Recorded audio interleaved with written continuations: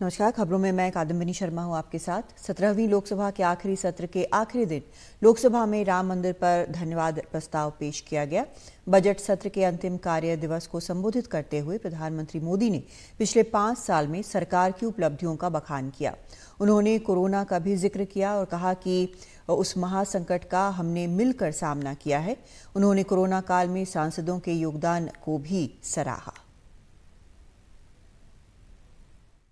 आदरणीय अध्यक्ष जी, आपकी कुशलता और माननीय सांसदों की जागरूकता, उन सबका संयुक्त प्रयास मैं कह सकता हूं कि जिसके कारण 17वीं लोकसभा की प्रोडक्टिविटी करीब करीब 97% रही है।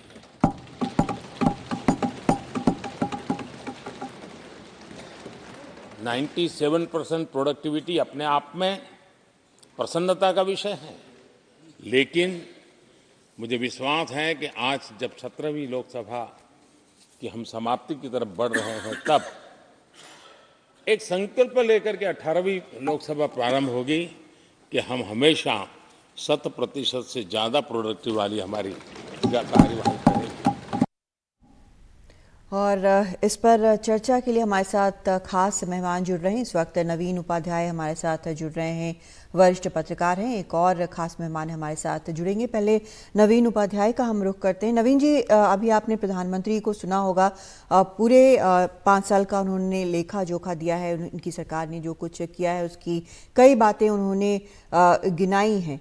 आपने जो सुना होगा उसमें उन्होंने पेपर लीक की भी बात की, जो कि छात्रों के लिए बहुत अहम है। G20 की बात की, उन्होंने कोरोना की बात की।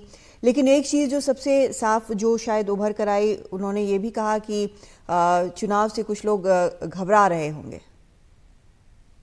देखिए, प्राइम मिनिस्टर का इंटायर स्पीच अगर देखिएगा तो चूंकि ये लास्ट सेशन था इस पार्लियामेंट का, तो ये डेफिनेटली इट वाज, ये डायरेक्टेड टू द नेशन। ये स्पीच टू द नेशन था, एड्रेस टू द नेशन एक तरीके से था, जिसमें प्राइम मिनिस्टर ने 5 साल में अपने जो कार्यकाल के दौरान जो उनकी गवर्नमेंट के मेजर माइलस्टोन्स थे उनको कवर किया है। और देखिए, हाँ।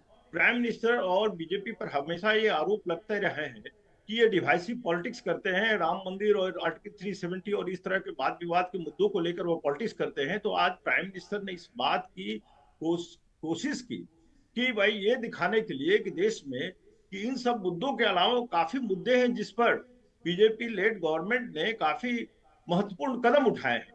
तो ये एक तरह से ये एक जो था, ये प्राइम मिनिस्टर का रैप अप था of 5 years of his government, और उसमें वो काफी सफल रहे। एक तरह से देखिएगा तो जहां तक लोगों की आशा थी कि वो उनका मेजर थ्रस्ट रहेगा राम मंदिर पर, वो नहीं था। हाँ, उनका था बिल्कुल। मेजर थ्रस्ट जो डेवलपमेंट ओरिएंटेड जो गवर्नमेंट ने उनके काम किए और जो जी। काफी मेजर रिफॉर्म्स किए। तो राम मंदिर का जहां तक मुद्दा रहा throughout the day, from Amit Shah to other BJP leaders, उन्होंने पार्लियामेंट के उस डिबेट में रिजोल्यूशन के दौरान काफी उसको उठाए। लेकिन प्राइम मिनिस्टर ने अपना फोकस रखा डेवलपमेंट पर, जो कि एक अच्छी बिल्कुल। बात है। जी। हमारे साथ पीकेडी नाम्बियार भी जुड़ गए हैं, राजनीतिक विश्लेषक हैं। नाम्बियार साहब, पीएम ने जो अभी लोकसभा में कहा है हम उस पर बातचीत कर रहे हैं। नवीन उपाध्याय से हमने बात की। इसमें सबसे ज़्यादा जो है यहाँ पर नवीन उपाध्याय जो कह रहे हैं उसके मुताबिक काफ़ी बैलेंस्ड भाषण था और सबको एक साथ लेकर चलने वाला ये भाषण रहा।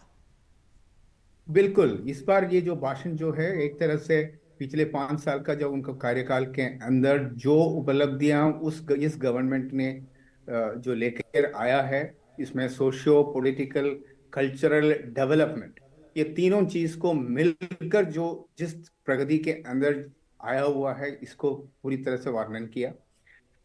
मैं समझता हूँ कि इस तरह का जो वर्णन जब तभी कर सकते हैं कि जब वो एक गवर्नमेंट इतना डेवलपमेंट ओरिएंटेड काम किया हुआ तब।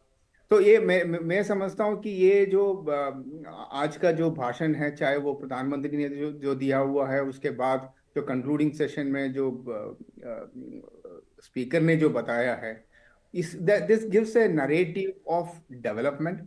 और डेवलपमेंट में चाहे आर्टिकल 370 हो, चाहे राम मंदिर हो, चाहे हर तरह का जो चीज है। मैंने जिसलिए पहले शुरू में ये बोला कि सोशियो कल्चरल पॉलिटिकल मैं ये भी बताता हूँ कि मोदीनोमिक्स, जो मोदी का जो एक इकोनॉमिक्स है, जो इंक्लूसिव वेलफेयर,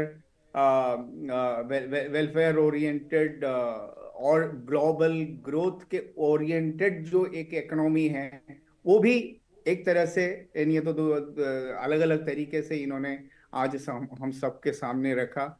मुझे नहीं लगता है कि किसी को भी, चाहे वो ऑपोजिशन पार्टी हो, चाहे किसी को भी, आज का जो भाषण है उसके अंदर कोई पॉलिटिक्स नजर आना चाहिए। ये एक जी। 5 साल का जो कार्यकाल का अंदर जो पूरी सदन का उपलब्धियां हैं, ना कि इन्होंने जैसे कहा 97% जो पिछले जो खत्म हुआ जो सदन के अंदर उपलब्धियां हैं या जो परफॉर्मेंस है, तो मुझे लगता है कि दैट भारत एक विकसित देश बनने जा रहा है और विकसित उस यात्रा में है। चाहे G20 हो, चाहे हमारा जो डिजिटल पेमेंट इकोनॉमी हो, हर तरह से एक अच्छे एक माहौल जो प्रधानमंत्री जी और उनका गवर्नमेंट ने हमें जी। सामने रखा है। मुझे लगता है कि दैट आने वाला जो टाइम, अगले जो जिसमें तो मोदी जी ने तो 2 3 4 5 बार बता चुका हूँ, अगली बार भी मैं ही आने वाला हूँ, अगला जो उस तरह के लिए हाँ, भी अगले एक तरह 25 से। साल के बारे में अब बात कर रहे हैं। चुनाव से कुछ लोग घबरा रहे हैं, ऐसा भी उन्होंने कहा। हालांकि बाकी जो बहुत अहम पॉइंट्स हैं वो भी उन्होंने कहे। रिफॉर्म, परफॉर्म, ट्रांसफॉर्म की बातें पीएम ने कही कि इस बार ट्रांसफॉर्म होते कम देखा जाता है, लेकिन हो रहा है। लेकिन विपक्ष जो है वो कई सवाल इन सब चीज़ों को लेकर, 97% प्रोडक्टिविटी को लेकर भी कई बार उठाता रहा है। लेकिन ये जो है 17वीं लोकसभा का पीएम का आखिरी भाषण था और अब चुनाव की बातें अब शायद ज़्यादा नज़र आएंगी। बहुत शुक्रिया हमारे दोनों मेहमानों का हमारे साथ जुड़ने के लिए। वक्त हमारे पास बहुत कम था और एक ब्रेक लेते हैं, ब्रेक के बाद लौटते हैं।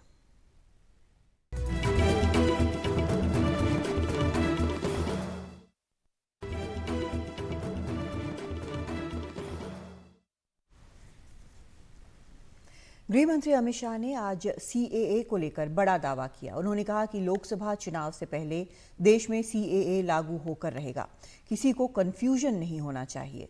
उन्होंने कहा कि सीएए को लेकर मुसलमान भाइयों को गुमराह किया जा रहा है, भड़काया जा रहा है। सीएए किसी की नागरिकता छीनने का नहीं बल्कि नागरिकता देने का कानून है। साथ ही उन्होंने कांग्रेस को भी घेरा। अमित शाह ने कहा कि देश के विभाजन के बाद इसका वादा कांग्रेस ने किया था, लेकिन बाद में वो उस वादे से मुकर गए।